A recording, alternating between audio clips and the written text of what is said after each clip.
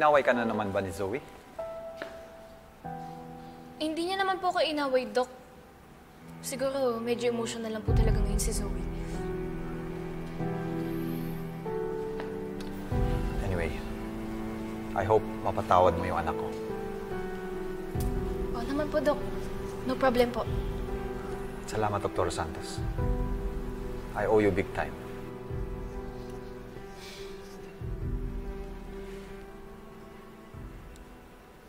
Fist bump? Di ba ito yung ginagawa ng mga Gen Z?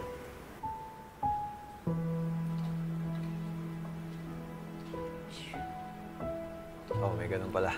Ako. Ulit.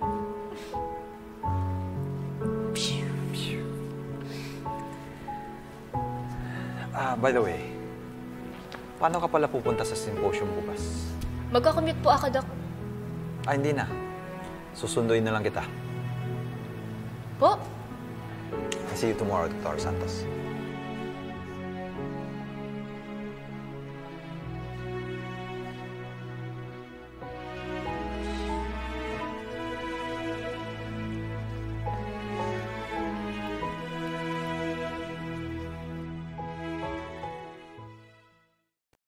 Totoo po na, ibang-iba po talaga ngayon si Doc Tanyag. Paano nag-iba? Wala, ang bait-bait niya po sa akin. Dati po kasi, isang pagkakamali ko lang, parang tatanggalin niya na po ako sa trabaho, ganun po siya kastrikto. Pero ngayon, sobrang bait niya po talaga. Baka naman kasi matagal na kayong magkasama. Kaya kahit papano, nakilala ka na niya, di ba? Siguro nga po, Nay.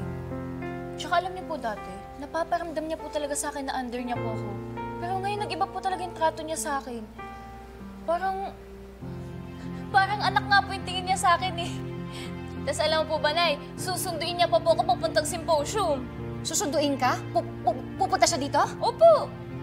Sabi niya po, susunduin niya daw po ako eh. Sandali. Hindi pwede. Hindi siya pwedeng pumunta dito. Lynette! Oh! May naghahanap sa'yo. Ahente ng insurance. Guwapo. Oh. Sir, tara po. Tara po. Salamat. Morning po, Doc. Andito na po pala kayo. Good morning. Ready na po ako. Ay, wait. Wait lang po, Doc. May nakalimutan po pala ako, Nay. Wait lang po. Yung cellphone ko.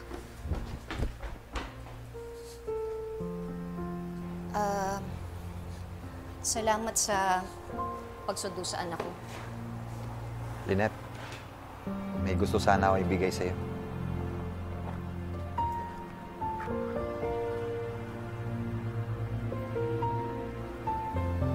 Ano yan? It's just a token of appreciation. Masasalamat ko lang dahil sa pagpayag mo sa deal ko sa'yo.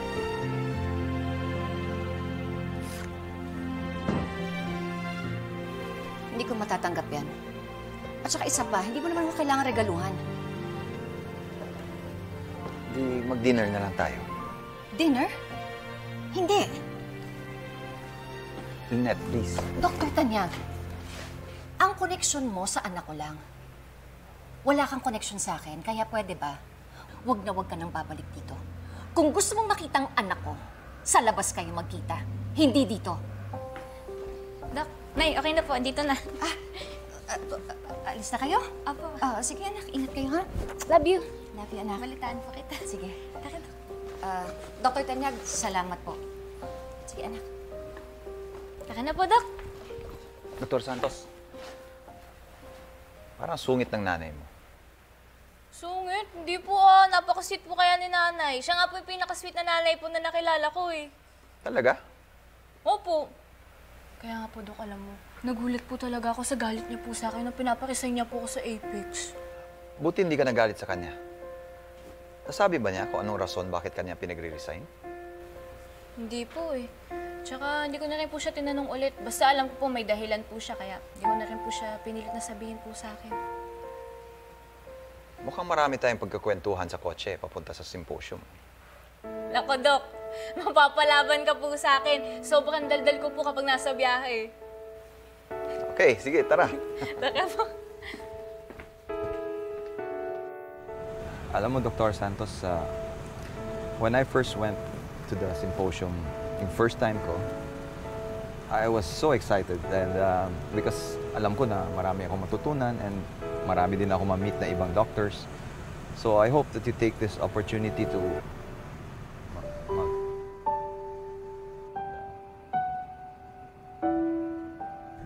wala na pala akong kausap.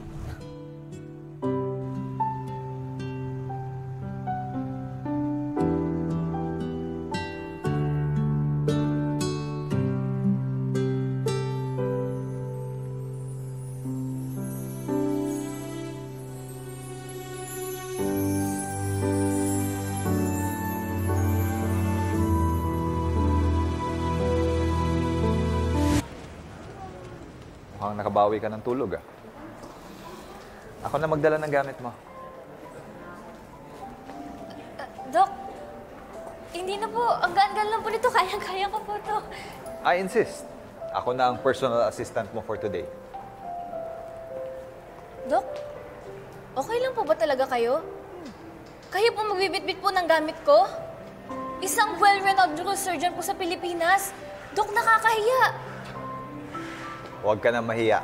Kasi itong well-renowned neurosurgeon ng Pilipinas, natuluan mo ng laway kanina. Dok, seryoso po? Dok, sorry. Lalaban ko na lang po mamaya. Hindi na. It's okay, Dr. Santos. Anyway, gusto mo ba kunan kita ng kwarto dito para makapagpahinga ka? Po? Ang sabi ko, gusto mo ba kunan kita ng kwarto dito sa hotel para makapagpahinga ka? Hindi na po, Dok. At saka, promise po, hindi na po ako matutulog mamaya po sa sasakyan para hindi ko na po kayo matuluan ng laway. Okay, sige. Anyway, register na tayo?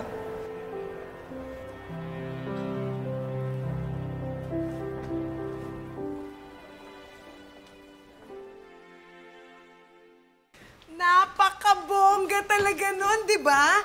Nagbabanding yung mag-ama. Wala makakaistorbo sa kanila. Pero ang cute din ang banding nila, no? Habang may mga binibiyak-biyak silang ulo dyan. Tapos nakaganon. Dad, saan yung, tawag doon? Kutsilyo. Sabi naman na, Nak, ito yung kutsilyo. Ang saya-saya nun. Grabe yung gusto ko yun. Ay, bakit naman ganyan yung itsura mo? Mas mapait ka pa sa bubot na ampalaya, Lynette. Josa, tama ba yung ginawa ko na nakipag-deal ako kay RJ? Bakit? Ano namang mali doon?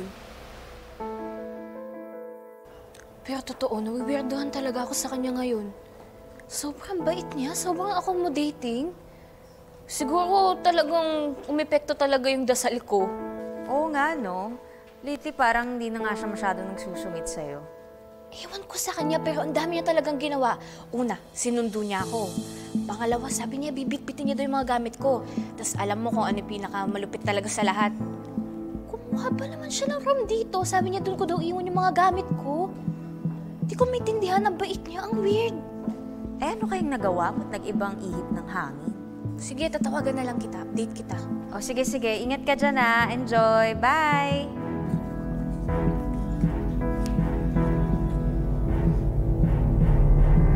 Zoe, anong ginagawa mo dito?